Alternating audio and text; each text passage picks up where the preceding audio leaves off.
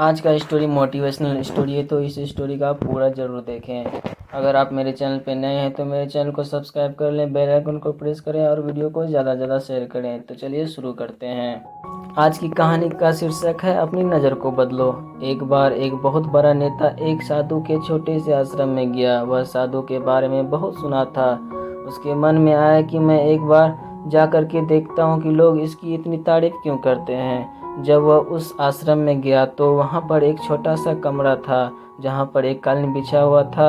वहाँ पर कुछ लोग नीचे बैठे हुए थे और साधु जी सामने बैठे हुए थे। कुछ सवाल जवाब चल रहा था। वह नेता उस आश्रम आया और उस नेता के साथ 4 बॉडीगार्ड भी थे और उसकी यह आदत थी कि जहाँ पर भी वह जाता था लोग अपनी जगह से खड़े हो जाते थे और उसकी तरफ देखने लगते थे, हाथ जोड़ने लगते थे और सिर झुकाते थे। लेकिन यहाँ पर ऐसा कुछ भी नहीं हुआ।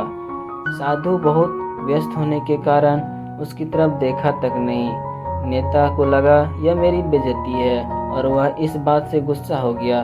नेता ने थोड़ा गुस्सा से साधु की बात को बीच में काटते हुए कहा कि मैं आपसे कुछ कहना चाहता हूँ। साधु ने उसकी तरफ देखा और बोला, आप थोड़ी देर रुकिए, पहले मैं इनके सवाल का जवाब दे दूँ, उसके बाद मैं आपसे बात करता हूँ।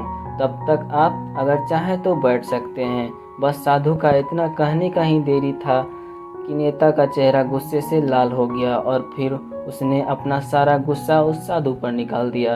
अब तक वह नेता बहुत तमीज़ से आप कह के बात कर रहा था, लेकिन अब वह तू तराक पे उतर आया। नेता ने उस साधु को कहा, तुझे पता भी है मैं कौन हूँ और तू किससे बात कर रहा है?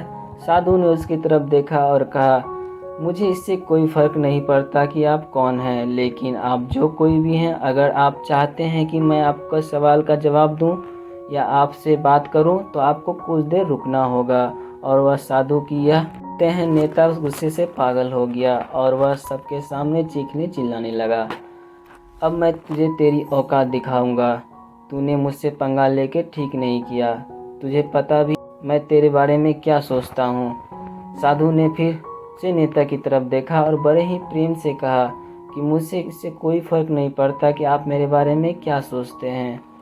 आप जो चाहे वह मेरे बारे में सोच सकते हैं। फिर नेता ने उससे कहा कि तू चाहे सुनना चाहता है या नहीं, लेकिन मैं तुझे यही सबके सामने बताऊंगा कि मैं तेरे बारे में क्या सोचता हूँ।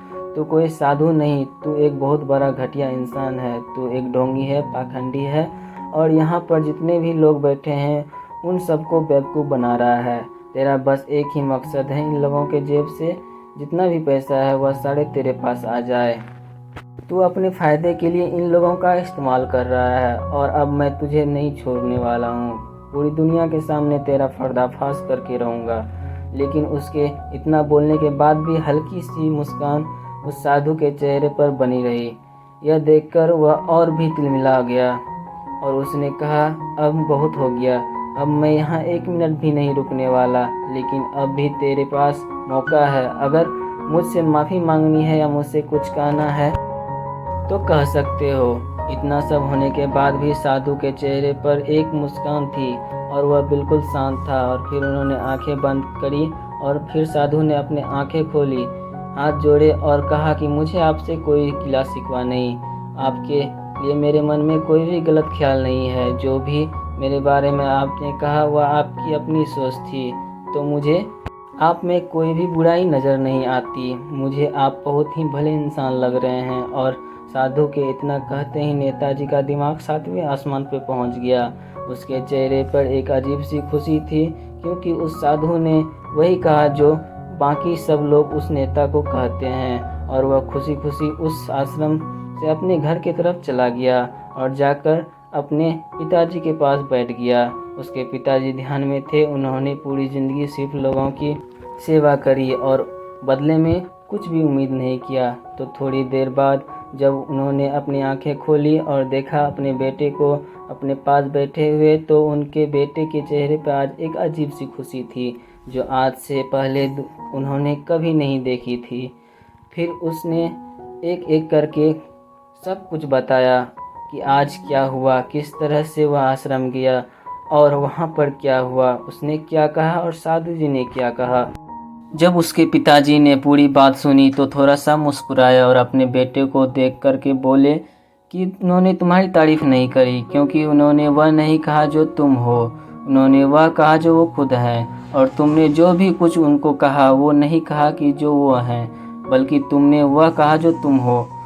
यह बात वेदों में भी कही गई है कि यथा दृष्टि तथा सृष्टि। यह दुनिया तुम्हें वैसी नहीं दिखती जैसी यह दुनिया है, यह दुनिया वैसी दिखती है तुम्हें जैसे तुम खुद हो। जिसकी नज़र जैसी है उसके लिए यह दुनिया वैसी ही है। तो अगर तुम अपनी दुनिया को बदलना चाहते हो तो उसका सिर्फ एक ही तरीका है, अपनी नज़र को बदलो।